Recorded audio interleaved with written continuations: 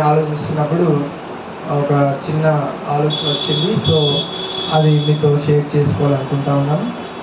So ఏంటంటే ప్రపంచం అంతా కూడా ఏం చేస్తుందంటే సర్చింగ్లో ఉంది. ఏంటిది? సర్చింగ్, వెతుకుతూ ఉందన్నమాట. దేనికోసం వెతుకుతూ ఉంది అని అంటే రకరకాల విషయాలు ఉన్నాయి. ఒక్కొక్క పరిస్థితికి, ఒక్కొక్క వ్యక్తికి ఒక్కొక్క రకమైన వెతకడం స్టార్ట్ చేస్తూ ఉన్నాడు. సపోజ్ ఒక స్కూల్లో చదువుకోవాలనుకున్నప్పుడు ఏది మంచి స్కూల్ అని చెప్పేసి వెతుకుతాడు. ఏ స్కూల్లో జాయిన్ అయితే మా పిల్లాడు బాగా ఎడ్యుకేట్ అవుతాడు అని చెప్పేసి వెతుకుతారు. సరే, వెతికిన తర్వాత ఆ స్కూల్లో అయిపోయిన తర్వాత మళ్ళీ డిగ్రీ లేకపోతే ఏదైనా చేయాలనుకున్నప్పుడు దానికి సంబంధించిన ఏ కోర్స్ చేస్తే అతని భవిష్యత్తు బాగుంటుందని చెప్పేసి వెతుకుతారు. దాని తర్వాత జాబ్ కోసము ఏ కంపెనీలో జాబ్ చేస్తే మంచి పేమెంట్ ఉంటుంది, లైఫ్ ఉంటుంది అని చెప్పేసి మంచి జాబ్ కోసం వెతుకుతారు. దాని తర్వాత వివాహం కోసం ఏ అమ్మాయి అయితే బెటర్, ఏ అబ్బాయి అయితే బెటర్ అని చెప్పేసి అబ్బాయిల కోసం, అమ్మాయి కోసం, వివాహం కోసం ఏం చేస్తూ ఉంటారు? వెతుకుతూ ఉంటారు. సో ఈ జీవితం అంతా కూడా ఏమైపోతుందంటే మనుషులందరూ కూడా వెతుకుతూ ఉన్నారు సంథింగ్. ఏదో ఒక స్టేజ్లో ఏదో ఒక విషయం కోసము మనిషి అనేవాడు వెతుకుతూ ఉన్నాడు. వెతకడం తప్పేం కాదు, వెతకాలి కూడా. ఎందుకంటే ఏది పడితే అది మనం డెసిషన్ తీసుకోలేం కదా. ఏదైనా సరే ఆలోచించి వెతికి మంచిదాన్ని చూస్ చేసుకోవడం మంచిదే. సో దేవుడు కూడా అట్లాగే వెతుకుతూ ఉంటాడు. దేవుడు కూడా వెతుకుతాడు. మనం ఎలాగ వెతుకుతూ ఉన్నామో మంచి విషయాల కోసము, దేవుడు కూడా మంచి విషయాల కోసం వెతుకుతూ ఉన్నాడు భూమి మీద. ఆయన ఆకాశం అందు ఉన్నాడు. ఆకాశంలో నుంచి మనుషులను ఏం చేస్తూ ఉన్నాడు? గమనిస్తూ ఉన్నాడు. సర్వ సృష్టిని ఏం చేస్తున్నాడు? ఆయన గమనిస్తూ ఉన్నాడు, చూస్తూ ఉన్నాడు. అయితే ఆయనకు కొంతమంది కావాలా, ఆయనకు కొన్ని అవసరతలు ఉన్నాయి. కొంతమంది ఇలాగా చేసేవాళ్ళు కావాలి అని ఆయన వెతుకుతూ ఉన్నాడు అనమాట. మనము మనుషుల కోసం వెతుకుతూ ఉన్నాము, మనం సంపాదన కోసం వెతుకుతూ ఉన్నాము, మన బావు కోసం మనం వెతుకుతూ ఉన్నాం, మంచిదే. కానీ దేవుడు కూడా తాను కూడా వెతుకుతూ ఉన్నాడు కొన్ని విషయాల కోసం. కొంతమంది మనుషులు కొన్ని విషయాల కోసము ఆయన వెతుకుతూ ఉన్నాడు. ఏం వెతుకుతూ ఉన్నాడు అనే విషయాలు మనం ఈరోజు ఒక 4-5 పాయింట్స్గా మనము చూద్దాం. ఏం వెతుకుతూ ఉన్నాడంటే, మొట్టమొదటిగా యోహాను సువార్త 4వ అధ్యాయము 23వ వచనం.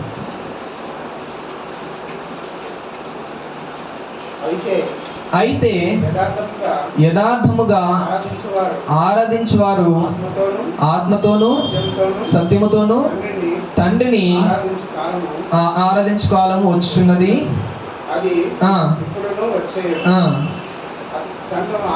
తన్ను ఆరాధించువారు అట్టివారే కావాలని తండ్రి కోరుచున్నాడు.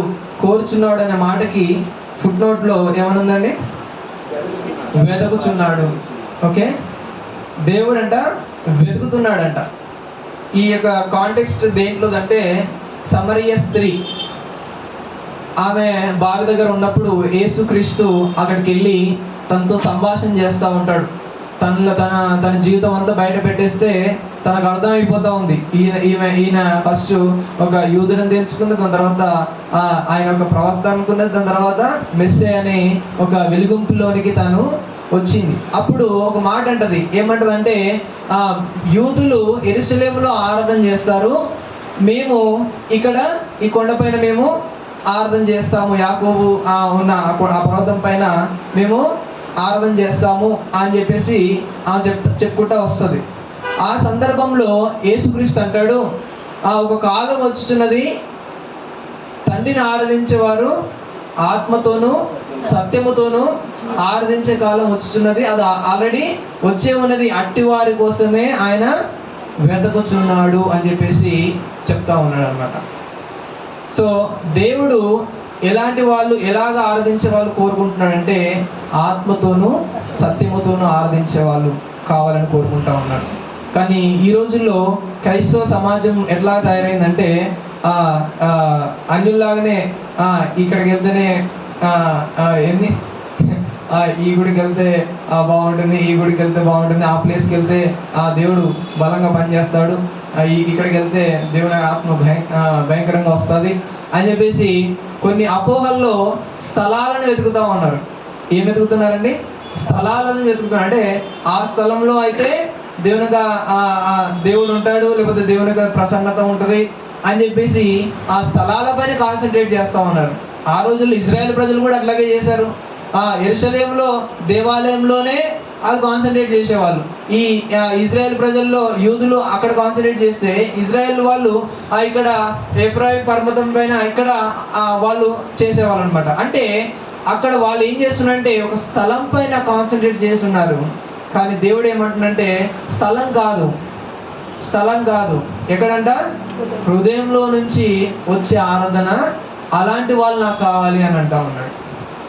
స్థలాల కోసం వెతికి ఆ స్థలంలో వెళ్తే బాగుంటుంది, ఈ స్థలంలో వెళ్తే కాదు. నీ మనసులో నుంచి వచ్చే ఆ నిజమైన మనసులో నుంచి వచ్చే ఆరాధన ఆయన ఏం చేస్తున్నాడండి? ఎక్స్పెక్ట్ చేస్తున్నాడు. అలాంటి వాళ్ళు కావాలి అని ఆయన ఏం చేస్తున్నాడు? వెతుకుతా ఉన్నాడు. ఆత్మతోనూ సత్యముతోనూ అనే 2 పదాలు ఉపయోగించాడు అక్కడ. ఆత్మతోనూ సత్యముతోనూ అంటే ఏంటిది? ఆత్మతోనూ సత్యముతోనూ అంటే మనం చాలాసార్లు మన ప్రార్థనలో కూడా ఆ వర్డ్స్ యూజ్ చేస్తాం. So what does it mean? అంటే ఏంటిది? ఆత్మతోనూ సత్యముతోనూ అంటే ఏంటిది?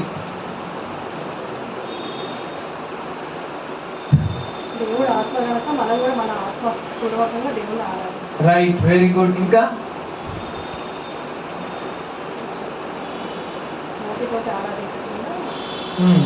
రైట్, మంచిది, కరెక్టే. ఇక్కడ చూస్తే ఆత్మ అనే మాట మనం 2 డివిజన్గా మనం చూడవచ్చు. ఏంటిది? మనిషి యొక్క ఆత్మ ఉంటుంది, దేవుని యొక్క ఆత్మ ఉంటుంది. ఇక్కడ చూస్తే 2 రకాలుగా మనం అర్థం చేసుకునే అవకాశం ఉంది. ఏంటిదంటే ఇక్కడ ఆత్మతోనూ ఆరాధించాలి అని అంటే the bottom of the heart నుంచి వచ్చే ఆరాధన.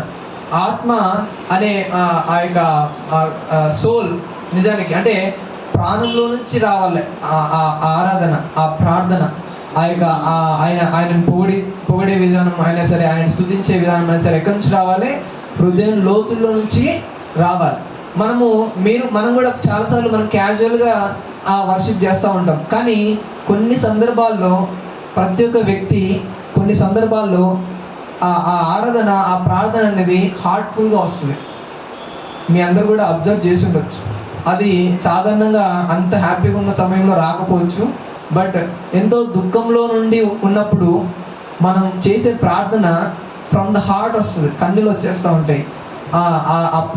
కొన్నిసార్లు మాటలు కూడా రావు, మౌనంగానే ఆయన ఏం చేస్తూ ఉంటాము? ప్రార్థన చేస్తూ ఉంటాము. కొన్ని సందర్భాల్లో మౌనంగానే ఏం చేస్తూ ఉంటాము? స్తుతిస్తూ ఉంటాము.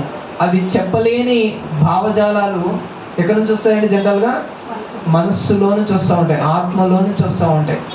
నేను స్టూడెంట్ మామూలుగా చర్చిలో ఒక బిలీవర్గా మామూలుగా ఉంటున్నప్పుడు వాగ్దానాలు ఇస్తారు కదా, సంవత్సరం కొత్త సంవత్సరం అప్పుడు వాగ్దానాలు ఇస్తారు. సో ఒక ఆంటీ ఉండేది, తనకి ఒక వాగ్దానం ఇచ్చాడు దేవుడు. ఇచ్చినప్పుడు అది తీసుకొని వచ్చేసి తనకు అర్థం కాలే. ఏంటిది? ఏమన్నా ఉందంటే నీ గాయములను మానిపెదను అని చెప్పేసి ఒక వర్స్ ఉందనమాట. అయితే ఆ వర్స్ తీసుకొచ్చేసి ఈ గాయాలు మానిపోయేది ఏంటి, నాకేం అర్థం అవుతలేదు అని చెప్పేసి, నాకేం గాయాలు ఏం అవ్వలేదు కదా, అంత బాగానే ఉన్నాను కదా అని చెప్పేసి అని అన్నది. అంటే నేను అది చదువుతున్నప్పుడు నేను అంత పెద్ద నాకేం నాలెడ్జ్ లేదండి అప్పుడు, జస్ట్ అప్పుడప్పుడే కొత్త బిలీవర్ని. సో అది చూస్తున్నప్పుడు ఎందుకో నా నోటి నుంచి ఇటు వచ్చేసింది ఏంటంటే గాయాలంటే బయటికి కనిపించే గాయాలు కాదు, మనసుకు తగిలిన గాయాలు అని చెప్పేసి అన్న. కథం ఇక ఆ మాట తీసుకొని ఏడుస్తూనే ఉన్నది. ఎందుకు ఏడుస్తుందో నాకు అర్థం కావట్లేదు, నాకు భయం అవుతుంది, ఏమన్నా అన్నానా ఏంటి అని చెప్పేసి నాకు భయం అవుతుంది. ఇక తీసుకొని ఇక ఏడుస్తుంది. ఎందుకు ఏడుస్తున్నామ్మా, నేను ఏమైనా అన్నా, తప్పేమైనా మాట్లాడినాను అని చెప్పేసి అంటే లేదు నాకు అర్థమైంది అని అంటుంది. అనేసి కూర్చొని ఇక ఒకటే ఏడుపు, అసలు నోట్లో నుంచి ఏం రావట్లేదు, కళ్ళు మూసుకుంది, కళ్ళలోంచి నీళ్ళు వస్తూనే ఉన్నాయి. దాదాపుగా అర్ధగంట సేపు అలాగే ఉంది, సైలెంట్గా అట్లాగే కన్నీళ్ళతోటే చేస్తూ ఉంది. ఇక అయితే ఒక వారం రోజుల తర్వాత నెక్స్ట్ వీక్ తను ఒక సాక్ష్యం చెప్పింది అనమాట. వచ్చేసి ఏమన్నదంటే దేవుడు నాకు గొప్ప కార్యం చేశాడు, 20 సంవత్సరాల నుంచి నాకు పిల్లలు లేరు, 20 సంవత్సరాల నుంచి నాకు పిల్లలు లేరు. అయితే అవి ఆ గాయాలు ప్రతిరోజు నాకు తగులుతూ ఉన్నాయి. ఏంటిదంట, ప్రతిరోజు తనకు ఆ గాయాలు తగులుతూ ఉన్నాయి. ఇంటి చుట్టుపక్కల వాళ్ళు, తన బంధువులు ఏమంటారండి, గుడ్డ అని చెప్పేసి కొంచెం ఇన్సల్ట్గా మాట్లాడి చేస్తూ ఉంటారు. అవి ఆ మనిషికి తగిలి ప్రతిరోజు తనకి అక్కడ గాయం అవుతూ ఉందన్నమాట. ఇప్పుడు ఆ గాయంతోనే ఇక తనకి ఎలాగ దేవునితో ఎక్స్ప్రెస్ చేయాలో తెలియక ఎప్పుడు ఇదే ఇక మౌనంగా ఉండడము, కన్నీళ్ళు వస్తూనే ఉంటాయి, లోపలనే ఇక ఏదో మూలుగుతున్నట్టుగా వచ్చేస్తూ ఉందన్నమాట. తను ఎప్పుడు అట్లాగే చేసేదంట. ఆమెకు ప్రార్థన సరిగా రాదు. సో దేవుడు వాగ్దానం చేసిన వారం రోజులకే, అంటే కొత్త సంవత్సరం రోజు వాగ్దానం చేశాడు, ఆమె నమ్మింది, విశ్వాసం ఉంచి దేవుని స్తుతించింది. నెక్స్ట్ వీకే ప్రెగ్నెన్సీ కన్ఫర్మ్ అయింది దానికి. హల్లెలూయా, హల్లెలూయా. తను అందనమాట, నేను మరి అప్పుడు ఎందుకు ఏడ్చావు అని చెప్పేసి నేను అన్నా. నేను ఏడ్చావు ఎందుకంటే ఏడవలేదు, నేను దేవుని స్తుతిస్తున్నాను అని చెప్పేసి అందనమాట అక్కడ. హల్లెలూయా. అంటే పెదాలతో పదాలు ఏం మాట్లాడట్లేదు, బట్ ఆ ఆరాధన అనేది దేవుడికి అర్థమైంది. ఎక్కడ నుండి వస్తుంది? From the bottom of her heart. తన యొక్క హృదయ లోతుల్లో నుంచి ఆ ఆరాధన వస్తూ ఉంది. అది దేవుని చేతికి ఏమైపోయింది, అది అంగీకరింపబడింది. దేవుడు అద్భుతంగా నెక్స్ట్ వీకే తనకి ఏమి ఇచ్చాడు? గర్భఫలాన్ని దేవుడు అనుగ్రహించాడు. సో ఆ ఆరాధన అనేది దేవుని స్తుతించడం అయినా సరే, ప్రార్థించడం అయినా సరే, ఏం చేసినా సరే అది ఎక్కడి నుండి రావాలంటే హృదయంలో నుంచి రావాలి. పెదాలతో ఏదో 4 మాటలు మనం అనేసినంత మాత్రాన అది పెద్ద ప్రయోజనం లేదండి. దానివల్ల పెద్ద ఉపయోగం ఏమీ ఉండదు. మనము గొంతు చించుకొని కొన్నిసార్లు చేసినా సరే అది లోపల నుంచి రాకపోతే దానివల్ల ఏం ఉపయోగము లేదు. సో మనం ఏం చేసినా సరే అది ఎక్కడి నుంచి రావాలంటున్నాడు? The origin should be from heart. మనసులో నుంచి, హృదయంలో నుంచి అది ఆరిజిన్గా ఉండాలి అని చెప్పేసి దేవుడు ఎక్స్పెక్ట్ చేస్తూ ఉన్నాడు. ఇంకోటి ఏంటంటే, ఆత్మతో అనే మాటకి ఇంకో అర్థం ఏంటంటే పరిశుద్ధాత్మ చేత నింపబడి చేయాలి అని అర్థం. పరిశుద్ధాత్మ చేత నింపబడి మనం ఆరాధన చేయాలి. మనము వచ్చినప్పుడు చాలామంది ఎక్స్పీరియన్స్ అవుతారు. When they are filled with the spirit, వాళ్ళు చేసే ఆరాధన డిఫరెంట్గా ఉంటుంది. ఆ యొక్క ఆత్మచేత నింపబడినప్పుడు చేసే ఆరాధన ఒక రకంగా ఉంటుంది. ఆ వేరియేషన్ అనేది ప్రతి మనిషి ఒకవేళ ఎక్స్పీరియన్స్ అవుతే, దేవుని ఆత్మచేత నింపబడినప్పుడు చేసే ఆరాధన ఎక్స్పీరియన్స్ అవుతే అర్థమైపోతుంది ఈ డిఫరెన్స్ అనేది. చాలాసార్లు ఆ వ్యక్తికి అర్థమైపోతుంది, నేను చేస్తున్నది ఎలా చేస్తున్నాను అని చెప్పేసి అర్థమైపోతుంది. ఇక్కడ చూస్తే ఆత్మచేత నింపబడి చేసే ఆరాధన కావాలంటా ఉన్నాడు. ఒకటి మనసులో నుంచి రావాలి, రెండోది దేవుని యొక్క ఆత్మచేత నింపబడాలి. ఎందుకంటే దేవుని యొక్క ఆత్మ మనలో ఉన్నప్పుడే మనం కరెక్ట్ వేలో మనం ఆరాధించగలుగుతాం. దేవుని యొక్క ఆత్మ చేత మనం నింపబడినప్పుడే మనం కరెక్ట్ వేలో, కరెక్ట్ పద్ధతిలో, దేవునికి ఇష్టమైన రీతిలో మనం ఏం చేయగలుగుతామండి? ఆరాధించగలుగుతాం. అది లేనప్పుడు, దేవుని యొక్క ఆత్మ చేత మనం లేనప్పుడు, మనం కొన్నిసార్లు ఏమడుగుతున్నామో కూడా మనకు అర్థమే కాదు, ఏం ప్రార్థన చేస్తున్నామో కూడా కొన్నిసార్లు అర్థమే కాదు. సో ఈ రెండు కావాలి. ఆత్మచేత అంటే అర్థం ఏంటంటే మన మనస్సు, దేవుని యొక్క ఆత్మ రెండు అక్కడ మిక్స్ అయి ఉండాలి, అక్కడ మీట్ అయి ఉండాలి. అట్లాంటి ఆ రకంగా వచ్చే ఆరాధన ఏమంటున్నాడు? అలాంటి వాళ్ళు నాకు కావాలి అని అంటా ఉన్నాడు. రెండోది ఏమంటున్నాడు? సత్యముతోను అని అంటా ఉన్నాడు. సత్యముతోను అంటే వాట్ డస్ ఇట్ మీన్? సత్యముతోను అంటే చెప్పాయి గట్టి చెప్పు. ఏం కాదు, నేనేం మాట్లాడలేదు. ఏం చెప్తావా? సరే. సత్యముతోను అంటే ట్రూత్ఫుల్గా, నిజంగా ఆరాధించడం. నిజంగా ఆరాధించడం. అబద్ధాలు కూడా ఆరాధిస్తారా? బోల్డన మంది ఆరాధిస్తారండి. అబద్ధంగా బోల్డన మంది. ఈ కాంగ్రెగేషన్లో కూర్చున్నాము, ఆరాధన జరుగుతూ ఉంది, అందరు పాడుతున్నారు, మనం బాగోదు అని చెప్పేసి కొంతమంది పాడుతూ ఉంటారు. అరే అందరూ చప్పట్లు కొడతారు, మనం చప్పట్లు కొడుతూ బాగోదు అని చెప్పేసి కొంతమంది చప్పట్లు కొడుతూ ఉంటారు. అది ట్రూత్ఫుల్ కదా? Just go with the flow అంతే.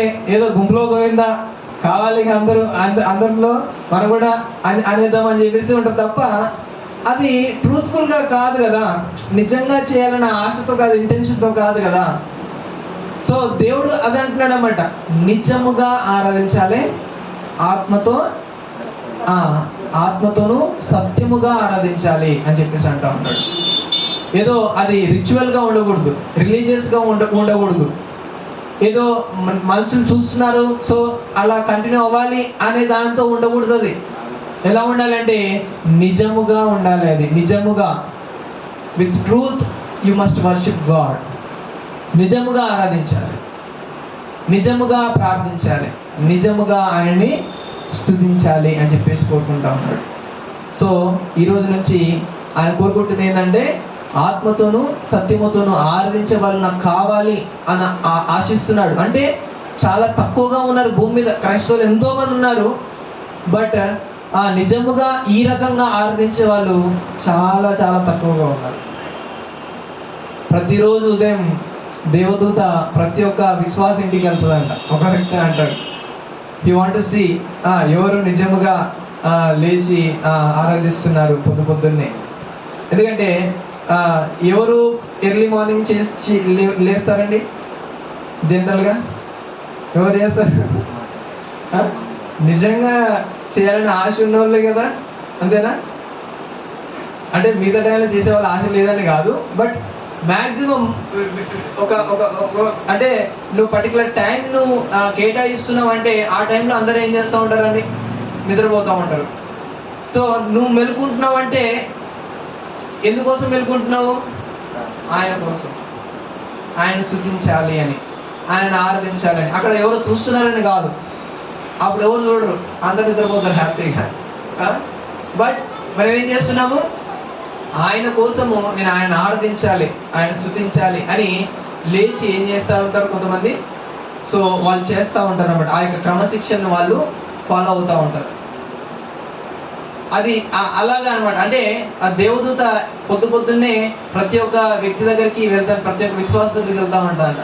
ఇక మనం దుప్పటి పడుకుంటున్నావా లేకపోతే ప్రార్థన చేస్తున్నావా అనేది దేవుడు చూసుకుంటాడు. కానీ ప్రతి సక్సెస్ఫుల్ పర్సన్ అంట ఉదయాన్నే ప్రార్థన చేసి అలవాటు ఉంటుందంట. ప్రతి సక్సెస్ఫుల్ పర్సన్ స్పిరిచువల్లీ, దైవికంగా నిజముగా ఎదుగుతున్న వ్యక్తి, నిజముగా ఆస్వాదించబడుతున్న వ్యక్తి, తన యొక్క సీక్రెట్ ఏంటిదంటే ప్రేయర్ఫుల్ లైఫ్. అది కూడా ఎర్లీ మార్నింగ్ ప్రేయర్స్ అంట. ఎర్లీ మార్నింగ్ చేసే వ్యక్తులు ఖచ్చితంగా వాళ్ళు గొప్ప స్థాయిలో వాళ్ళు ఉంటారంట, గొప్ప పొజిషన్లో దేవుడు వారిని తీసుకెళ్ళాడంట. చాలా సాక్ష్యాలు ఉన్నాయి అలాంటి గొప్ప గొప్ప భక్తులు కూడా. అందరూ కూడా వాళ్ళ సాక్ష్యాలు ఏంటంటే ప్రార్థన ప్రార్థన ప్రార్థన ఆరాధన, ఈ రెండే ఉంటాయి. అది ఎప్పుడు చేస్తారంటే ఉదయాన్నే ఉదయ కాలంలోనే 3 గంటల నుంచి 5 గంటల వరకు ఆ మధ్యలో ఎప్పుడైనా లేచి వాళ్ళు ఖచ్చితంగా దేవుడి కోసం వాళ్ళ సమయాన్ని ఏం చేసేవాళ్ళు? కేటాయించేవాళ్ళు. సో వాళ్ళు అలా చేశారు కాబట్టి వారి భవిష్యత్తులో వారి జీవితాల్లో గొప్ప స్థాయిలో వాళ్ళు ఉండగలిగారు. దేవుడు వాళ్ళని గొప్ప స్థాయిలో వారిని నిలబెట్టాడు. సో ఆ అలవాటుని మనం పెంచుకున్నాం. ఎందుకంటే ఎదురు చూస్తున్నాడు, ఎవరు ప్రార్థన చేస్తున్నారు, ఎవరు స్తుతిస్తున్నారు అని దేవుడు ఎదురు చూస్తూ ఉన్నాడు, వెతుకుతూ ఉన్నాడు. అది మనమై ఉండాలని ఈరోజు దేవుడు కోరుకుంటా ఉన్నాడు. మనందరం ఉంటామని మనస్ఫూర్తిగా నేను ఆశిస్తూ ఉన్నాను. హల్లెలూయా. రెండోది చూద్దామండి. హెచ్కేఎల్ గ్రంథము 22వ అధ్యాయము 30వ వచనం.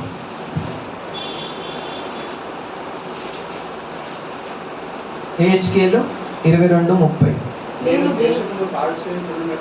నేను దేశమును పాడు చేయకుండానట్లు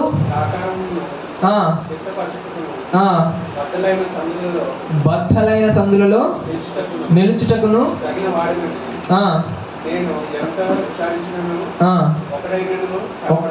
ఒక్కడైనను కనబడలేదు అని అంటా ఉన్నాడు. ఎంతగానో ఏం చేస్తున్నాడంట? విచారిస్తున్నాడంట, సర్చ్ చేస్తున్నాడంట. ఎవడైనా ఉంటాడా? ఒక దేశాన్ని పాడు చేయబోతున్నాను, ఆ బండ సందుల్లో నిలబడి విజ్ఞాపన చేసేవాడు ఎవడైనా ఉన్నాడా అని చెప్పేసి ఏం చేస్తున్నాడంట? వెతుకుతూ ఉన్నాడంట, సర్చింగ్ చేస్తూ ఉన్నాడంట. అప్పుడు ఏమంటున్నాడు? తగిన వాడెవడును నేను ఎంత విచారించను ఒక్కడైనను కనబడలేదు. ఎంత దుఃఖకరమైన విషయం అండి. ఒక్కడు కూడా కనబడలేదంట. ఆయన వెతుకుతున్నాడు, ఎవడైనా వచ్చి నిలబడతాడు మధ్యలో, ఎవడైనా వచ్చి ఆ దేశానికి పక్షాన నిలబడి ప్రార్థన చేసేవాడు ఎవడైనా ఉన్నాడా అని చెప్పేసి ఆయన వెతుకుతున్నాడంట. వెతుకుతుంటే ఏందంట, ఒక్కడు కనిపించలేదని అంటున్నాడు. ఒక్కడు కూడా కనిపించలేదని అంటున్నాడు. దేవుడు మోషే కూడా ఆ ఇజ్రాయెల్ ప్రజల్ని ఐగుప్తు నుండి బయటికి తీసుకొచ్చినప్పుడు ఆ యొక్క ఇజ్రాయెల్ ప్రజలు విగ్రహారాధన చేస్తారు. మధ్యలోకి వచ్చిన తర్వాత ఆ మోషే ఆ యొక్క 10 ఆజ్ఞలు అక్కడ ఆజ్ఞలు తీసుకుంటున్నప్పుడు వీళ్ళు కింద ఉండేసి బంగారు పూత పోసిన విగ్రహం ఒకటి చేసుకొని ఆరాధన చేస్తూ ఉన్నప్పుడు ఆయనకు పిచ్చ కోపం వచ్చేసి ఇక వాళ్ళందరినీ చంపేస్తా, ఎక్కడి కూడా లేకుండా చేస్తా, మోసే నీ సంతానాన్ని మళ్ళా దీవించి మరలా నా జనాంగా చేసుకుంటా అని చెప్పేసి మోసేతో అంటాడు. ఏమంటాడంటే నిన్నొక్కడిని ఉంచుతా, నీ ఫ్యామిలీని ఉంచుతాను, మిగతా వాళ్ళందరినీ లేపడేస్తాను అంటాడు. అప్పుడు మోసే ఏమనుకోవాలి, పోర్లీ నన్ను దీవిస్తా అంటున్నాడు, మిగతా వాళ్ళు ఎడిపోయినా మాకేం పర్లే అని చెప్పేసి అనుకోలే. ఏం చేశాడంటే అలా చేయొద్దు ప్రభు అని చెప్పేసి కూర్చున్నాడు. ఇక పాదలాగా పట్టుకొని అలా అలా అలా మాకు ఐగుప్తులు ఏమనుకుంటారు, ఇజ్రాయెల్ ప్రజల్ని వాళ్ళ దేవుడు బయట తీసుకెళ్ళి అక్కడ చంపాడు, ఎడారిలో చంపాడు అని చెప్పేసి వాళ్ళందరూ అనుకొని హేళన చేస్తారయ్యా, అట్లా చేయొద్దు, వాళ్ళని కాపాడు, వాళ్ళని విడిపించు, వాళ్ళకి క్షమించు అని చెప్పేసి మధ్యలో నిలబడి ప్రార్థన చేస్తూ ఉంటాడు, విజ్ఞాపన చేస్తూ ఉంటాడు. ఒకసారి కాదు, బోల్డ్ అన్నిసార్లు వాళ్ళు విసిగించేప్పుడల్లా ఏసేస్తానంటాడు దేవుడు, ఈయన మధ్యలో నిలబడి వద్దు ప్రభు అని చెప్పేసి అంటూ ఉంటాడు. మోషేను బట్టి ఇజ్రాయెల్ ప్రజలు అక్కడ కాపాడబడ్డారు. ఇజ్రాయెల్ ప్రజలు అనే ప్రాంతం ఉంది అని అంటే అసలు లేకుండానే పోయేవాళ్ళు. ఎవరు లేకపోతే మధ్యలో మోషే అనే ఒక భక్తుడు నిలబడి ప్రార్థన చేయకపోతే ఆ జనాంగము లేకుండా, మోషే ద్వారా ఒకవేళ చేసేవాడేమో కానీ వాళ్ళు లేకుండా మాత్రము పోయేవాళ్ళే. అక్కడ కారణం ఏంటిది, ఆపివేయబడడానికి కారణం ఏంటిదంటే ఒక వ్యక్తి నిలబడినందుకు. అక్కడ అబ్రహాము కూడా ప్రార్థన చేశాడు. సొదొమ గొమొర్రాలో ఒకడున్నాడు, ఒక బంధువు ఉన్నాడు, లోతు అనే వ్యక్తి. దేవుడు అంటాడు, ఆ యొక్క సొదొమ గొమొర్రాని మొత్తం సర్వనాశనం చేయబోతున్నా, అగ్నిగంధకాల చేత కాల్చివేయబోతున్నాను అని అంటాడు. అనేసరికి ఇక బేరాలు ఆడతాడు. ఇక దేవుడి దగ్గరకు వచ్చి అట్లా ఆడదు ప్రభా, ఒకవేళ 50 మంది ఉంటే వదిలేస్తావా అని చెప్పేసి అని అంటాడు. 50 మంది ఉంటే వదిలేస్తాను, 50 మంది కూడా లేరు అని అంటాడు. పోనీ 40 మంది ఉంటే వదిలేస్తావా అని చెప్పేసి మళ్ళా చూడండి అడుగుతూ ఉన్నాడు. 40 మంది ఉన్నా వదిలేస్తావా, 40 మంది కూడా లేరు అని అంటాడు. పోనీ నన్ను క్షమించు, మీకు కోపం వస్తుందేమో మళ్ళీ అడుగుతున్నాను, 30 మంది ఉంటే క్షమిస్తావా అని అంటాడు. 30 మంది ఉన్నా క్షమిస్తాను కానీ 30 మంది లేరు అని అంటాడు. ఆఖరికి 10 మంది ఉన్నా క్షమిస్తావా అనే దగ్గరకు వస్తాడు అనమాట. 10 మంది ఉన్నా సరే ఆ 10 మందిని బట్టి నేనేం చేస్తాను, దాన్ని నాశనం చేయకుండా దాన్ని వదిలేస్తాను కానీ 10 మంది కూడా లేరు అని అంటాడు. ఇక కథం, ఇక తనకి ఏం చేయాలో అర్థం కాదు. ఇక తన దేవునితో బేరాలు ఆడలేదు కానీ మనసులో ప్రార్థన చేస్తూ ఉన్నాడు, నా బంధువు అక్కడ లోతు ఉన్నాడు, వాడి కుటుంబం పోగపోక అక్కడే పోయింది అని చెప్పేసి ఏడుస్తూ ఉంటే దేవుడు కృప చూపించి లోతు కుటుంబాన్ని ఏం చేశాడండి, కాపాడాడు. హల్లెలూయా. లోతు కుటుంబాన్ని ఆయన కాపాడాడు. ఎవరి వల్ల, ఎవరు నిలబడే వల్ల అంటే మధ్యలో అబ్రహాము నిలబడినందుకు. దేవుడు మన కుటుంబాలను కాపాడాలంటే ఎవరో వచ్చి ప్రార్థన చేస్తే కాదండి, నువ్వు నిలబడాలి. అక్కడ మధ్యలో నువ్వు నిలబడి ప్రార్థన చేయాలి. నీ అన్నదమ్ముల కొరకు, నీ అక్క చెల్లెల కొరకు, మీ పేరెంట్స్ కొరకు, రాబోయే ఫ్యూచర్ కొరకు, నీ పిల్లలు ఎవరంటే పిల్లల కొరకు, ఎవరైనా సరే నీ మధ్యలో నువ్వు నిలబడాల్సిందే. అక్కడ ఎవరో నిలబడతారులే, మనం పడుకుందాంలే అంటే అది కుదరని పని. యోబు కూడా తన పిల్లల కోసం ప్రార్థన చేసేవాడండి. పొద్దున్నే లేచి పొద్దున్నే వాళ్ళందరి కోసం, వాడు ఎక్కడ పాపం చేశారో, ఏమేమి చేశారో, అక్కడెక్కడ తిరిగారు అని చెప్పేసి పొద్దున్నే లేచి వాళ్ళు ఒక్కొక్కరి మీద చేతుల నుంచి ప్రార్థన చేసేవాడు, బలులు అర్పించేవాడు. అంటే పొద్దున్నే నిలబడ్డాడు, మధ్యలో నిలబడ్డాడు. కుటుంబానికి ఎటువంటి నా పిల్లల మీదకి ఏది రాకూడదా, వాళ్ళకి ఏ పాపం వాళ్ళ మీద ఉండకూడదు అని చెప్పేసి. సో ప్రతి భక్తుడు ఆ స్థాయిలో నిలబడుతున్నాడు. మధ్యలో దేవుడు కూడా కోరుకుంటున్నాడు, మధ్యలో ఎవరైనా నిలబడే వాళ్ళు కావాలి నాకు అని చెప్పేసి. ఇప్పుడు ఇజ్రాయెల్ ప్రాంతము మధ్యలో అదొక హాట్ టాపిక్గా మారిపోయింది. అందరూ ఇజ్రాయెల్ లేపేదామని చూస్తూ ఉన్నారు. ఇక ముస్లిం కంట్రీస్ అన్నీ కూడా, అరబ్ కంట్రీస్ అన్నీ కూడా ఇజ్రాయెల్ అనేది లేకుండా చేద్దామని చెప్పేసి ఎన్నో సంవత్సరాల నుండి వాళ్ళ ప్రయత్నాలు. కానీ దేవుడు వాగ్దానం చేశాడు, దాని మీద అది ఎప్పటికీ నిలిచిపోయే ప్రదేశం, అది ఎప్పటికీ ఉండిపోయే ప్రదేశం. ఈ యొక్క బెంజమిన్ కూడా, నెతన్యాహు ఉన్నాడు కదా, ఆయన కూడా అన్నాడు, మీరు ఇజ్రాయెల్ ప్రాంతాన్ని తీసేయాలని లేపేయాలని చెప్పేసి మీరు ఎన్నో అనుకుంటున్నారు, కానీ ఆ భూమి ఉన్నంత వరకు ఇజ్రాయెల్ ప్రాంతం ఉంటుంది అని అన్నాడు. భూమి ఉన్నంత వరకు ఇజ్రాయెల్ ఉంటుంది, ఎక్కడికి పోదు అని అన్నాడు అనమాట. ఎందుకంటే ఏంది ఆయన ధైర్యం ఆ మాట అనడానికి? దేవుడు వాగ్దానం చేశాడు ఇజ్రాయెల్ ప్రజలకి, ఏమని? అది ఎప్పటికీ ఉండబోతుంది. మెస్సయ్య వచ్చి అక్కడే పరిపాలన చేయబోతున్నాడు. యేసుక్రీస్తు వచ్చి అక్కడే క్యాపిటల్ సిటీగా పెట్టుకొని ప్రపంచం అంతటి రూల్ చేయబోతున్నాడు. ఆయన వాగ్దానం ఉంది అక్కడ. అది నమ్మి అంటున్నాడు, మీరు ఎన్ని ప్రయత్నాలు చేసినా దానికి ఏం కాదురా బాబు, వేస్ట్, మీరు అనవసరమైన ప్రయత్నాలు చేస్తున్నారు, భూమి ఉన్నంత వరకు ఇజ్రాయెల్ ఉంటుంది అని చెప్పేసి అంటున్నాడు. హల్లెలూయా. ఎందుకు అంటే అక్కడ మధ్యలో నిలబడి ప్రార్థన చేసే వాళ్ళు ఉన్నారు. అక్కడ ఒక జనరేషన్ కాకపోయినా ఒక జనరేషన్లో ఒక వ్యక్తినే ఉన్నారు.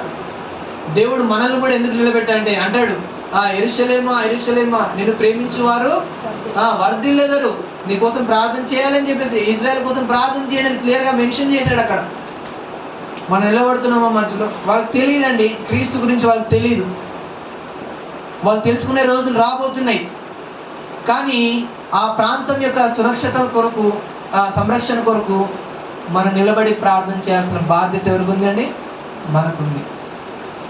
ఇజ్రాయెల్ కోసం చేయాల్సి ఉంది, మన దేశం కోసం కూడా మనము చేయాల్సిన బాధ్యత ఉంది. మన దేశం భయంకరమైన ఘోరమైన పాపంలోకి ఇరుక్కుపోతూ ఉంది. మన దుబాయ్ మొత్తం కొట్టుకుపోతూ ఉంది. ఎందుకు కొట్టుకుపోతుందంటే అసలు అది ఎడారి, అక్కడ వర్షాలు పడడమే గగనము. అలాంటిది ఘోరమైన వరదలు కొట్టుకుపోతున్నాయి, బిల్డింగ్లు, కార్లు అన్ని కొట్టుకుపోతున్నాయి. అంత ఘోరమైన వర్షం రావడానికి కారణం ఏంటిది? పాపం పెరుగుతూ ఉంది. అక్కడ భయంకరమైన పాపం పెరుగుతూ ఉంది. జలప్రలయం అంటే ఏంటో అదంత స్టోరీస్ అనుకున్నారు కొంతమంది. అది చూసిన తర్వాత నిజంగానే ఉందిరా బాబు అనే పరిస్థితి వచ్చేసింది అందరికి. జలప్రలయం అంటే ఒక మినీ జలప్రలయాన్ని చూశారు. ఒక రకంగా ఒక 2% చూశారు, 100%లో 2% చూశారు. దానికే అతలకుతలం అయిపోతూ ఉన్నారు. అవి బైబిల్లో రాయబడినవి ఏవి అబద్ధాలు కాదండి, అవి సత్యాలు. అక్కడక్కడ కనపడుతూనే ఉన్నాయి, మనుషులకు అర్థమైపోతూనే ఉన్నది. అయితే అది నాశనం చేయకుండా ఉండడానికి ఒక వ్యక్తి కావాలని దేవుడు ఎదురు చూస్తూ ఉన్నాడు. మన దేశం పాడైపోకుండా, మన రాష్ట్రం పాడైపోకుండా, మన దేశ ప్రజల మీదకి కీడు రాకుండా ప్రార్థన చేసి మన దేశ ప్రజల్ని రక్షించడానికి ఎవడైనా ఒక్కడు మధ్యలో నిలబడి ప్రార్థన చేస్తాడా అని ఎదురు చూస్తూ ఉన్నాడంట. మనం చేస్తున్నామా? మనం నిలబడుతున్నామా? ఇక్కడ చూస్తే ఒక్కడు కూడా కనబడలేదు అంటున్నాడు. చాలా బాధాకరమైన విషయం, ఒక్కడు కనబడలేదంట. మరి ఈ రోజుల్లో అదే మాట అంటే ఇంకా మనంత ఇంకేమన్నాలో నాకు అర్థం కాదు. మనం నిలబడే వాళ్ళ కోసం ఎదురు చూస్తూ ఉన్నాడు, మధ్యలో నిలబడే వాళ్ళ కోసం మనం నిలబడదాం. ఆయన చూస్తూ ఉన్నాడు, నేనున్నాను ప్రభు అని నిలబడు. హల్లెలూయా. ఇక యెషయా కూడా అంటాడు, నా నిమిత్తము ఎవరు వెళ్ళెదరు, ఎవరు ప్రకటించెదరు అని చెప్పేసి అంటా ఉంటే ఆయన అంటాడు, నేనున్నాను ప్రభువా నన్ను పంపు అని చెప్పేసి అంటాడు. ఆయనకు ఆయన అంటాడు. అది దేవుడు ఏం చూస్ చేసుకుని సెలెక్ట్ చేసి చెప్పలే. యెషయా ఇర్మియాతో అన్నట్టుగా నిన్ను ఏర్పరచుకున్నాను, నువ్వు వెళ్ళాల్సిందే అని చెప్పేసి అన్నట్టుగా యెషయాతో అనలే, తనకు తానుగానే ఇనిషియేటివ్ తీసుకున్నాడు. సమ్ టైమ్స్ దేవుడు ప్రేరేపిస్తాడు మనసు ద్వారా, మనమే ఇనిషియేటివ్ తీసుకోవడానికి. కొన్నిసార్లు డైరెక్ట్గా కొంతమందితో చెప్తాడు, కొంతమందికి ప్రేరేపిస్తాడు. అంటే రకరకాల విధాల్లో ఉంటాయి కాలింగ్స్ అనేవి, ఒకటే పద్ధతిలో ఉండదు అందరికీ. నిన్ను పిలుస్తున్నాడు అంటే నీకు ప్రేరేపిస్తున్నాడంటే you start in that gap. అంటే ఆ గ్యాప్లో నువ్వు నిలబడి ప్రార్థన చేయి, ఆ ప్రాంతం కోసం, ఆ ప్రజల కోసం, వారి రక్షణ కోసం, నీ కుటుంబం కోసం నువ్వు మధ్యలో నిలబడాలి. నిలబడే వ్యక్తిగా మనము ఉండాలి అని చెప్పేసి దేవుడు కోరుకుంటా ఉన్నాడు. హల్లెలూయా. 3 చూద్దాం.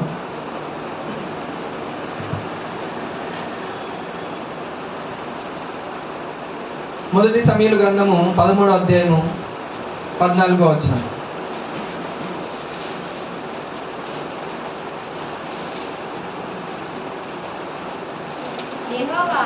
యెహోవా తన చిత్తానుసారమైన మనసు గల తన చిత్తానుసారం గల మనసు గల ఒకని కనుగొని ఉన్నాడు. ఒకని కనిగొని ఉన్నాడు. నీకు ఆజ్ఞాపించిన దాన్ని నీవు కైకొనిపోతివి కనుక యెహోవా తన జనుల మీద అతన్ని అధిపతిగా నియమించును. ఓకే, చాలండి. ఇక్కడ చూస్తే ఈ యొక్క ఎవరితో అంటున్నాడండి ఆ మాట? సౌలుతో సమూయేలు చెప్తా ఉన్నాడు. సౌలు ఒక రకంగా ఫస్ట్ కింగ్ ఆఫ్ ఇజ్రాయెల్కి ప్రాంతానికి మొట్టమొదటి రాజు ఎవరు అంటే సౌలు.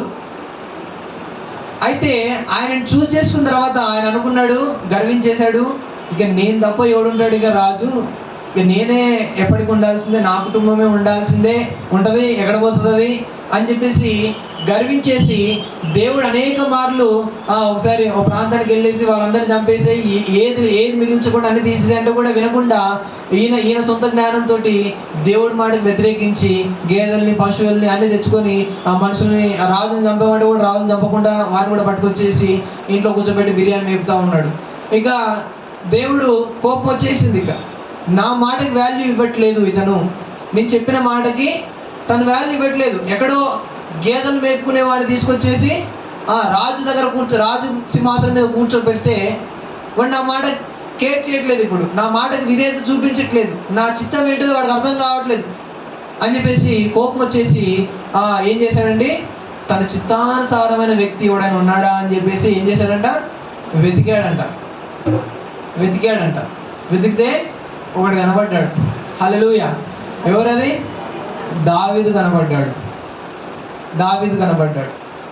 చిత్తానుసారమైన వ్యక్తి అంట.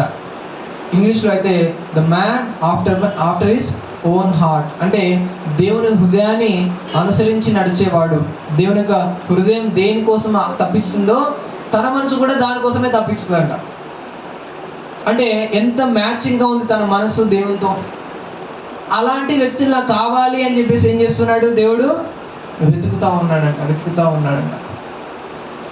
చాలాసార్లు మనము ఆజ్ఞలు పాటించకపోతే ఏమవుతుందిలే, ఒకసారి కాకపోతే 2 సార్లు క్షమిస్తాడులే దేవుడు అని చెప్పేసి కొన్నిసార్లు మనం ఏం చేస్తామంటే దేవుని యొక్క మాటల్ని పెడచోనే పెట్టేసి మన ఇష్టానుసారంగా జీవించేసి ఏదో లైఫ్ స్టైల్ అలా కొనసాగిస్తూ ఉంటామండి. కానీ వాళ్ళ వల్ల ఏం ఉపయోగం ఉండదు. విశ్వాసిగా అలా ఉంటాం తప్ప వాళ్ళ వల్ల దేవుడు యూజ్ చేసుకునేంత ఏముండదు అక్కడ. కానీ దేవుడు యూజ్ చేసుకునే వాళ్ళు, దేవుడు వెతుకుతున్నాడు ఎవరి కోసం అంటే నా హృదయాన్ని అనుసరించి నడుచుకునే వాళ్ళు కావాలి. వాళ్ళని వాడుకుంటాను నేను, వాళ్ళని ఎలాగ వాడుకోవాలో అలా వాడుకుంటాను, మొత్తం ప్రపంచాన్ని కదిలించే విధంగా నేను వాళ్ళని వాడుకోవాలనుకుంటున్నాను అని చెప్పేసి ఆశిస్తూ ఉన్నాడు. ఇష్టానుసారమైన వ్యక్తి, తన హృదయాన్ని అనుసరించి నడుచుకునే వ్యక్తి ఎవరైనా ఉన్నారా అని చెప్పేసి వెతుకుతా ఉన్నాడు. దావీదు ఒక్కడు కనబడ్డాడు ఆయనకి. అంతమంది జనాలలో ఒక్కడు కనబడ్డాడు. ఆ ఒక్కడిని ఉపయోగించుకొని ఆయన ఉన్నన్ని రోజులు ప్రపంచ దేశాలను కూడా ఏం చేశాడు, అల్లాడించేశాడు. ఆయన జోలికి, ఆ దేశం జోలికి ఎవడు రాలేకపోయాడు. దావీదు అంటే రోల్ మోడల్గా అయిపోయాడు ఇజ్రాయెల్ ప్రజలందరికీ. ప్రపంచంలో నువ్వు ఎవరి దగ్గరికి వెళ్ళావు, రాజు ద మోస్ట్ పాపులర్ కింగ్ అంటే దావీదే. ఇక ఈ యేసు దేవుడు కూడా ఎవరినైనా వేరే రాజుని కంపేర్ చేయాలంటే దావీదును ఉపయోగించేవాడు మెజర్మెంట్గా. దావీదులాగా ఇతను జీవించలేదు, దావీదు అనుసరించినంతగా ఇతను నడుచుకోలేకపోయాడు అని చెప్పేసి ఒక మెజర్మెంట్గా ఉపయోగించాడు, ఒక కొలమానంగా ఉపయోగించాడు. ఎవరిని? దావీదుని. అంటే అంత స్టాండర్డ్ ఆఫ్ లైఫ్ తను జీవించాడు. స్టాండర్డ్ ఆ లైఫ్ ఒక వేరే వ్యక్తులకి ఒక ఆదర్శప్రాయంగా తన లైఫ్ నిలబెట్టాడు. ప్రపంచంలో దావీదుని, యేసుక్రీస్తుని కూడా ఎలా అన్నారు, ఏమని పిలిచారు? దావీదు కుమారుడా అని అన్నాడు. అంటే దావీదు ఒక్కడు ఇష్టానుసారంగా ఉన్నందుకు ఏం చేశాడంటే తన లైఫ్ని ప్రపంచం అంటే ఆ జనరేషన్స్కి తనని ఏ విధంగా వాడుకున్నాడు? ఒక మోడల్గా వాడుకున్నాడు, ఒక రోల్ మోడల్గా వాడుకున్నాడు. నిన్ను అలా వాడుకోవాలి అంటే మనం కూడా ఏముండాలి? ఆయన ఇష్టానుసారంగా నడుచుకోవాలి భూమి మీద. ఆయన నచ్చింది మనం చేయాలి, ఆయన ఇష్టపడే విధంగా మనము జీవించాలి. అప్పుడు ఆయన మనల్ని ఏ విధంగా ఉంచుతాడంటే ఒక మోడల్గా ఉంచుతాడు కొన్ని జనరేషన్స్కి. తరతరాలు నిన్ను చూసి నేర్చుకునేటట్టుగా నిలబెడతా ఉంటాడు అక్కడ. మనం ఉన్నామా ఆ విధంగా? మనం అలాంటి లైఫ్ కావాలని ఆశిస్తున్నాం అసలు ఫస్ట్. ఏదో అందరితో పాటు బిలీవర్ అని చెప్పుకుంటే చాలు అనుకుంటే ఇక ఇలా బతికేస్తే సరిపోతుంది. బట్ ఒక ప్రపంచంలో మన మన మన జనరేషన్స్లో మన కుటుంబానికి ఒక ప్రభావితమైన వ్యక్తిగా మనం కనబడాలి. మనం ఒక రాబోయే జనరేషన్స్కి మనం ఒక మోడల్గా ఉండాలి. మనం జీవించిన విధానము మిగతా వ్యక్తులకి ఒక ఆదర్శప్రాయంగా ఉండాలి అని ఆశించినప్పుడు మనం ఈ విధంగా బ్రతకాలి. ఆయన ఇష్టానుసారంగా బతికినప్పుడు ఖచ్చితంగా మనల్ని ఏం చేస్తారండి, ఒక మోడల్గా ప్రపంచానికి, మన జనరేషన్స్కి, మన కుటుంబస్తులకి, మన బంధువులకి, రాబోయే తరాలకి ఒక మోడల్గా ఆయన ఉంచుతాడు, ఆయన నిలబెడతా ఉంటాడు. హల్లెలూయా. మనం చాలాసార్లు కొంతమంది భక్తులని మనం ఎప్పుడు జ్ఞాపకం చేసుకుంటూ ఉంటాం. ఏసన్న గారని, భక్త్ సింగ్ గారు అని చెప్పేసి, సాధు సుందర్ సింగ్ గారు అని చెప్పేసి, బిల్లీ గ్రామ్ గారు అని చెప్పేసి రకరకాలుగా కొంతమంది మంచి పెద్ద పెద్ద దైవజనులని మనం గుర్తుపెట్టుకుంటూ ఉంటాం. ఎందుకు అంటే వాళ్ళని రోల్ మోడల్గా ఆయన నిలబెట్టాడు అక్కడ. ఎందుకంటే వాళ్ళు అలా బ్రతికారు, దేవునికి ఇష్టానుసారంగా ఏం చేశారు, వారి జీవితాల్ని మలుచుకున్నారు, వాళ్ళ ఇష్టాలను చంపుకున్నారు దేవుడి కోసం. వాళ్ళని ఏం చేశాడు, ఆయన నిలబెట్టాడు, ఒక ఉన్నతమైన స్థితిలో నిలబెట్టాడు. అలాంటి వాళ్ళు కావాలి అని చెప్పేసి కోరుకుంటా ఉన్నాడు. మనం ఉండాలని దేవుడు ఆశిస్తూ ఉన్నాడు. కాబట్టి ఆయన ఇష్టానుసారంగా జీవించాలని, జీవించే వాళ్ళు కావాలని చెప్పేసి ప్రపంచవ్యాప్తంగా వెతుకుతూ ఉన్నాడు. అందులో మనం ఉండాలి అని మనస్ఫూర్తిగా ఆయన కోరుకుంటా ఉన్నాడు. కాబట్టి మనం కూడా ఉందాం, ఆ యొక్క మోడల్గా మనం రాబోయే జనరేషన్స్కి మనము ఉండాలని కోరుకుంటున్నాం. అదేవిధంగా చూద్దామండి నెక్స్ట్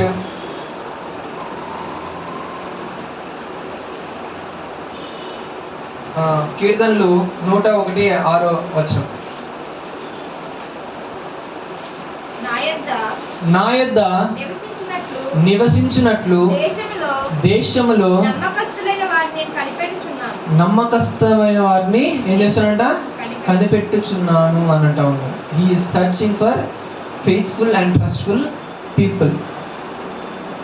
నమ్మకమైన వారి కోసం ఆయన ఏం చేస్తున్నట, దేశం అంతా కూడా జల్లెడ పడుతూ ఉన్నాడు.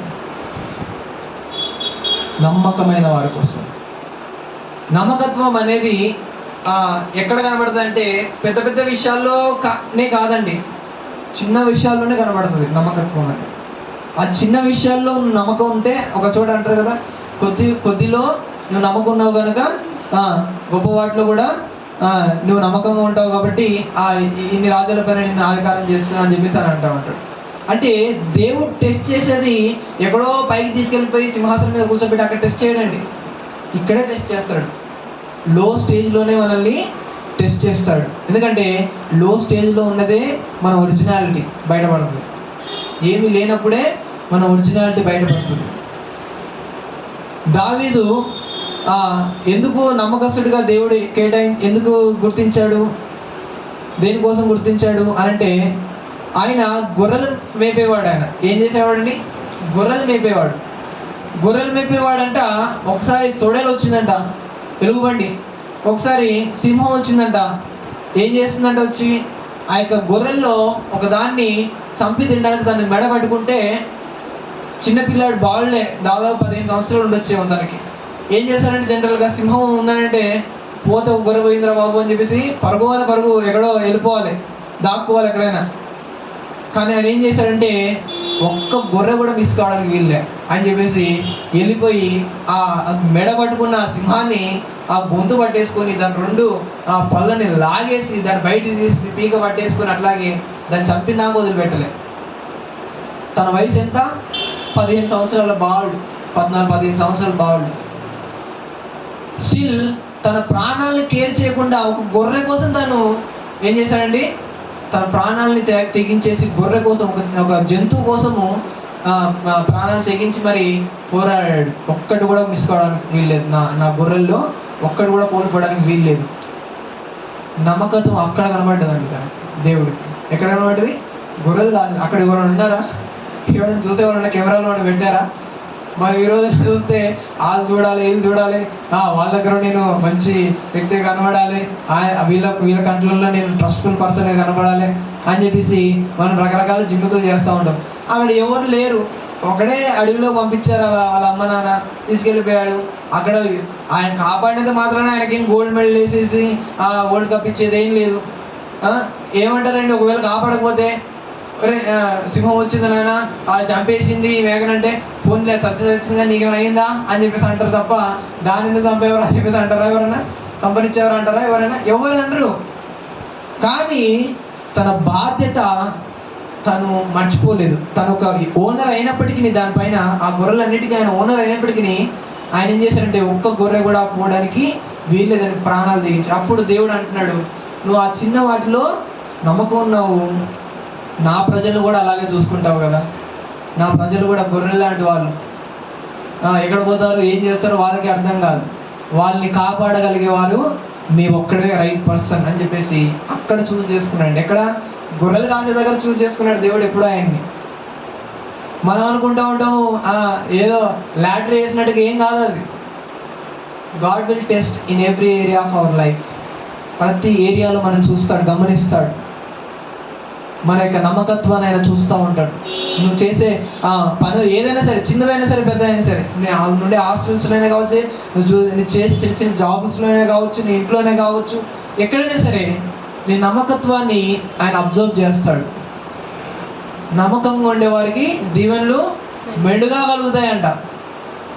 నీకు ఇప్పుడు కనపడకపోవచ్చు, అది దావీదుకు అప్పుడు ఏం కనబడలేదు, బట్ 30 సంవత్సరాలకు వచ్చేసరికి రాజు అయిపోయాడు ఆయన.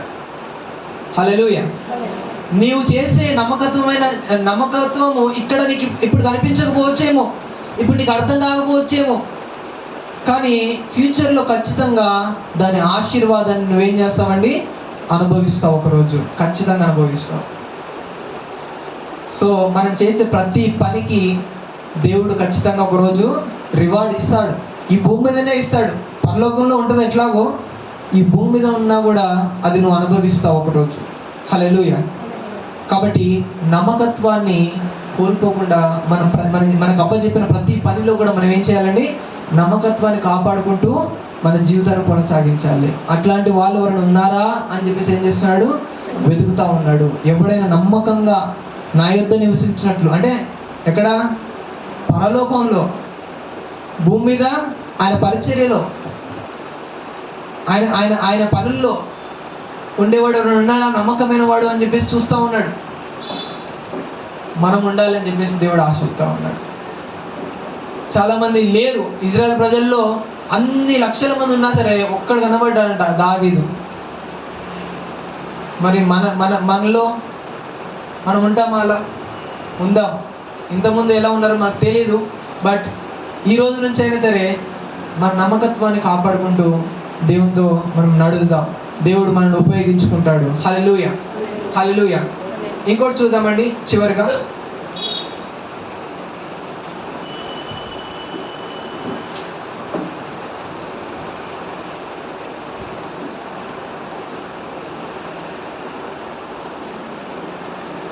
రెండో దినవృత్తాంతములు 16:9 చివరిగా చదువుకొని మనం ముగించుకుందాం.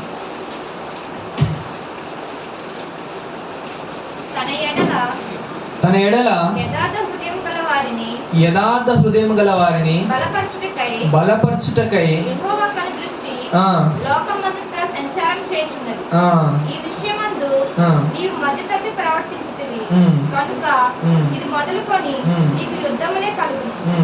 ఇక్కడ చూస్తే యథార్థంగా ఉండేవారిని కాపాడటానికి ఆయన ఎప్పుడు సిద్ధంగా ఉన్నాడట. యథార్థంగా ఉండేవారిని కాపాడటకు ఆయన ఎప్పుడు ఏం చేస్తున్నాడంట, సిద్ధంగా వాళ్ళని కాపులా కాస్తూ ఉన్నాడంట. నువ్వు అలా చేయలేదు కాబట్టి నీకు యుద్ధాలే అని చెప్పేసి ఒక రాజుతో అంటాడు ఆ మాట. నువ్వు యథార్థంగా ఉంటే నీ పైన నాకు అనుదృష్టి ఉంచి నేను కాపాడేవాడిని అన్ని విషయాల్లో, బట్ నువ్వేం చేస్తున్నావు, యథార్థంగా లేవు కాబట్టి నీకు యుద్ధాలే ఇక్కడ నుంచి అని చెప్పేసి అని అంటా ఉన్నాడు. యథార్థత అంటే ఏంటిదండి? యథార్థత అంటే ఏంటిది? ట్రాన్స్పరెంట్. Very good. అంతేనా? ట్రాన్స్పరెంట్.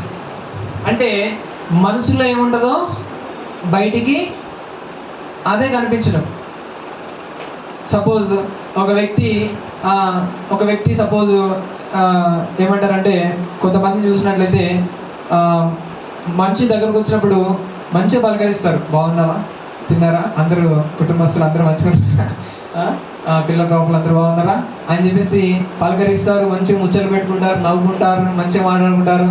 కదా అటు వెళ్ళిపోయిందేమో, అది వచ్చింది, అది పనికి మాలింది, అది వచ్చింది, ఏది పెంట ఏం చేయాలో తప్పకుండా తీసుకురావాల్సి వస్తుంది, చికెన్ తీసుకొచ్చి వండించారు అని చెప్పేసి అంటుంది ఒక ఆమె. నా ముందే నేను విన్నానండి అది. ఆ ఉన్నప్పుడే శుభ్రంగా ఎంత చక్కగా నవ్వుకుంటూ మాట్లాడింది. అబ్బా ఎంత బాగుంది, ఎంత మంచిగా మాట్లాడుతున్నారో, ఎంత క్లోజ్ ఫ్రెండ్స్ అనుకున్నాను. ఆమె వెళ్ళిపోయిందో లేదో కథమే.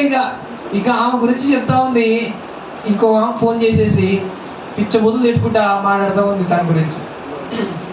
అంటే ఏంటిది అది? యథార్థత అది? అది యథార్థత కాదు. యథార్థత అంటే నీ మనసులో ఉన్నది ఉన్నట్టుగా బయటికి కనిపించడం. నీ కోపం వస్తుందా, దాన్ని ఎక్స్ప్రెస్ కోపంతో నేను చేసిన పని నాకు నచ్చలేదు, నాకు అందుకనే మంచిగా అనిపించట్లేదు, సో ట్రాన్స్పరెంట్గా చెప్పేసుకుంటున్నా. లేకపోతే ఈ విషయంలో నాకు మంచిగా అనిపించలేదు, సో నాకు కొంచెం హర్ట్ అయిపోయినా ఈ విషయంలో. ట్రాన్స్పరెంట్. కొంతమంది ఏం చేశారంటే అది అన్ని లోపల పెట్టేసుకొని, కుళ్ళు పెంచేసుకొని, కుట్ర పెంచేసుకొని, ఇక బయటికి మాత్రమే వాళ్ళ ముందు జస్ట్ మంచిగా ఉన్నట్టుగా నటిస్తూ ఉంటారు. బట్ బయటికి రాగానే కథం ఇక అగేన్స్ట్ అయిపోయి మాట్లాడుతూ ఉంటారు చాలామంది. సో అది యథార్థత కాదు.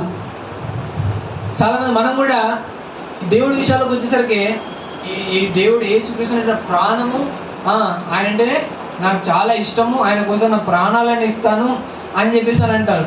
సపోజ్ ఎవరన్నా ఏకే 47 పట్టుకొచ్చి నిలబడి అల్లాహు అక్బర్ అని చెప్పేసి అన్నాడు అనుకో, అన్నవాడిని వదిలిపెడతాను అన్నాడు అనుకో, అప్పుడు ఆలోచిస్తారు అనమాట, ఒక్క నిమిషంలో అల్లాహు అక్బర్ అని చేసి బయటికి వెళ్ళిన తర్వాత యేసుక్రీస్తు అంటే అయిపోతుంది కదా అని చెప్పేసి కొంతమందికి ఇట్లాంటి తిక్క ఐడియాలు వస్తూ ఉంటాయి. అట్లా చేయగలుగుతారా? అట్లా చేసే యథార్థతనేనా? యేసుక్రీస్తు కోసం ప్రాణాలను ఇస్తాను అని చెప్పేసి అనే వ్యక్తి పాయింట్లో గండి పెట్టినప్పుడు నేను యేసు ప్రభు అంటే నాకు ఇష్టం లేదు, ఆయన ఈ దేవుడే కాదు అని చెప్పేసి 2 మాటలు ఇష్టం వచ్చినట్టు 2 బూతులు తిట్టేసి పేతురు అట్టాగే చేశాడు కదా. పేతురు దగ్గరికి ఈ వీడు కూడా ఆయనతో పాటు తిరిగిన శిష్యుడే అంటే, లేదా అబ్బాయి లేదు అట్లా కదా, ఎవరిని చూసి ఎవరినో అనుకుంటున్నావు, ఆయన ఎవరో నాకు తెలియదు అని చెప్పేసి అంట. లేదు నీ లాంగ్వేజ్, నీ స్లాంగ్ ఆయన స్లాంగ్ ఒకటేలా ఉంది, ఆ ఏరియా పర్సన్ లానే ఉన్నది అని చెప్పేసి అంటే, లేదు అమ్మతోడు అయ్యతోడు నాకేం తెలియదు అని చెప్పేసి చెప్పించుకోవడం మొదలు పెట్టాడంట. అంటే అక్కడ యథార్థత ఉందా? యథార్థత లేదు. కోడి కూసిన తర్వాత వచ్చింది యథార్థత. కోడి కూసిన తర్వాత అప్పుడు రియలైజ్ అయ్యాడు, ఎంత తప్పు చేశాను అని చెప్పేసి ఏడ్చి కుమిలిపోయాడు. మొహం చూపించలేకపోయాడు యేసుక్రీస్తు. ఆయన కోడి కోయగానే యేసుక్రీస్తు ఒక్క లుక్ వేసాడు, ఆ లుక్కి చచ్చిపోయాడు. ఇక ఇస్కరియోతు యూదకి ఎంత పాపం అనిపించిందో తన జీవితం మీద, అంత పాపం అనిపించింది ఈ పేతురు కూడా. అంటే రియలైజ్ అయ్యాడు. ఎనీవే తను తప్పు చేసినప్పటికీ తను రియలైజ్ అయిపోయి యథార్థంగా యేసుక్రీస్తు కోసం ప్రాణం పెట్టాడు ఒకరోజు. హల్లెలూయా. యేసుక్రీస్తు కోసము నిజంగా ప్రాణం పెట్టాడు. అప్పుడేం భయపడుతూ తిరిగాడు, యేసుక్రీస్తు అంటే నాకు తెలియదు, ఆయన ఎవరో నాకు తెలియదు అనే వ్యక్తి చివరికి ఏమంటున్నాడు, యేసుక్రీస్తు నా దేవుడు, ఆయనే లోకానికి రక్షకుడు, ఆయన సువార్తను మేము ప్రకటిస్తాం, ఆయన తిరిగి లేచాడు, ఆయన మరణించి తిరిగి లేచాడు, ఈ సత్యాన్ని మేము ప్రకటించకుండా ఉండలేము అనే పరిస్థితికి వచ్చేసాడు. ఆఖరికి ప్రాణాలు పోయే పరిస్థితి వచ్చినా సరే అదే మాట మీద ఉన్నాడు తప్ప ఆయనకు తగ్గలే. మనం కూడా అలా ఉండాలండి. నమ్మకమైన వాళ్ళ కోసమే కాదు, యథార్థవంతుల కోసం కూడా ఆయన ఎదురు చూస్తూ ఉన్నాడు. యథార్థత కావాలి.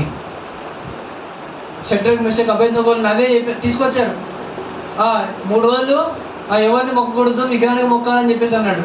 వీళ్ళు సీక్రెట్గా మొక్కొచ్చు కావాలంటే వీళ్ళందరి ముందు తలకాయ ఉంచేసి మళ్ళీ సైడ్కి వెళ్ళిపోయి మళ్ళీ ప్రార్థన చేస్తాము అని చెప్పేసి అనుకోవచ్చు. కానీ అక్కడ వాళ్ళు యథార్థతను కోల్పోకుండా నటించలేదు అక్కడ. అంటే అందరితో పాటు మేము అన్నట్టుగా నటించి మళ్ళా భక్తిగా బతుకుతాము అని చెప్పేసి అనుకోలేదు. వాళ్ళు ఒకటే రకంగా ఒకే దేవుని మేము పూజిస్తాము, ఒకే దేవుని పైన మేము ఆరాధిస్తాము అని చెప్పేసి ఆ రాజు ఆజ్ఞ ఇచ్చినా సరే ఆయన అట్లాగే ఉన్నారు. తీసుకొచ్చి ఏం చేశారండి, అగ్నిగుండంలో వేయడానికి ప్రయత్నం వేశారు కూడా. వేస్తే యథార్థవంతులను రక్షించుటకు ఆయన ఎప్పుడు కూడా ఏమన్నాడంట? సిద్ధంగా ఉన్నాడంట. హల్లెలూయా. అది యథార్థంగా ఉన్నాడు కాబట్టి వాళ్ళతో పాటు ఎవరు వచ్చారంటే మధ్యలోకి దేవుడే స్వయంగా దిగాడు. హల్లెలూయా. అగ్నిగుండంలోకి దేవుడే దిగేసి చల్లదనాన్ని ఇచ్చాడు వాళ్ళందరికీ. దానియేలు సింహాల బోల్లో వేస్తే అక్కడ దేవదూతను పంపించాడు. ఎందుకు అంటే ఆయన అంటాడు, ఈ దేవుని దృష్టికి నేను యథార్థవంతుడినే ఉన్నాను కనుక ఆయన తన దూతను పంపించాడు అని చెప్పేసి అని అంటాడు అక్కడ దానియేలు. హల్లెలూయా. అంటే యథార్థవంతుడు ఆయన కాపాడడానికి ఆయన ఇప్పుడు కూడా సిద్ధంగా ఉన్నాడు. దేవుడి కోసం మనం యథార్థంగా ఉండాలి. దేవుడి కోసం మనము యథార్థంగా ఉండాలి. మన యథార్థతని కోల్పోకూడదు. ట్రాన్స్పరెన్సీ అనేది చాలా ముఖ్యమైన విషయము. హల్లెలూయా. ఇవన్నీ మన జీవితాల్లో కూడా ఇలాంటి వాళ్ళు కావాలని చెప్పేసి దేవుడు వెతుకుతూ ఉన్నాడు. మనం కూడా ఒకరివై ఉండాలని దేవుడు కోరుకుంటా ఉన్నాడు. మనం కూడా ప్రార్థన చేద్దాం ఆ విషయం కోసం. అందరూ కూడా తల వంచినట్లయితే ప్రార్థన చేసుకుందాం. స్తోత్రం స్తోత్రం స్తోత్రం స్తోత్రం స్తోత్రం స్తోత్రం. హల్లెలూయా హల్లెలూయా హల్లెలూయా హల్లెలూయా హల్లెలూయా. స్తోత్రం స్తోత్రం స్తోత్రం స్తోత్రం. తండ్రి నీకు వందనాలు చేస్తున్నాను. యెహోవా దృష్టి నలుమూలల వ్యాపించు గమనిస్తూ ఉంది ప్రతి వ్యక్తిని. ఆత్మతో సత్యంతో ఆరాధించే వాళ్ళు కావాలని ఆయన వెతుకుతూ ఉన్నాడు. పండ సందులో నిలబడి విజ్ఞాపన చేసే వాళ్ళు కావాలని ఆయన వెతుకుతూ ఉన్నాడు. తన ఇష్టానుసారంగా తన హృదయానుసారంగా నడుచుకునే వాళ్ళు కావాలని దేవుడు వెతుకుతూ ఉన్నాడు. యథార్థవంతుల కోసం దేవుడు వెతుకుతూ ఉన్నాడు. నమ్మకమైన వారి కోసం దేవుడు వెతుకుతూ ఉన్నాడు. మోషే నా ఇల్లంతటిలో నమ్మకమైన వాడు అని దేవుడే స్వయంగా సాక్ష్యం ఇస్తూ ఉన్నాడు. నమ్మకత్వం ముందుగా మనకి దేవుడు మోషేను వాడుకున్నాడు అక్కడ. స్తోత్రం స్తోత్రం. హల్లెలూయా హల్లెలూయా. దేవానికి వందనాలు చెల్లిస్తున్నాను. మా జీవితంలో కూడా ప్రభా మేము కూడా మీరు వెతికే వ్యక్తుల్లో మేము ఒకరమై ఉండటం కృప చూపించు. మేము కూడా యథార్థంగా నమ్మకంగా హృదయానుసారంగా అయ్యా నేను వెంబడించే వ్యక్తులుగా మమ్మల్ని చేయండి. నీకు స్తోత్రం చెల్లిస్తా ఉన్నాను. హల్లెలూయా హల్లెలూయా హల్లెలూయా హల్లెలూయా.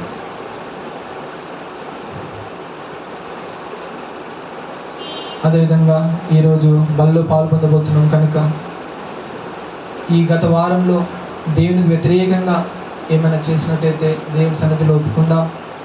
దేవుడి సన్నిధిలో క్షమాపణ అడుగుదాం. యథార్థంగా పరిశుద్ధంగా యోగ్యంగా దేవుని బలిలో మనం పాలు పొందుదాం. మీ మనసుల్లో ప్రార్థన చేసుకోండి.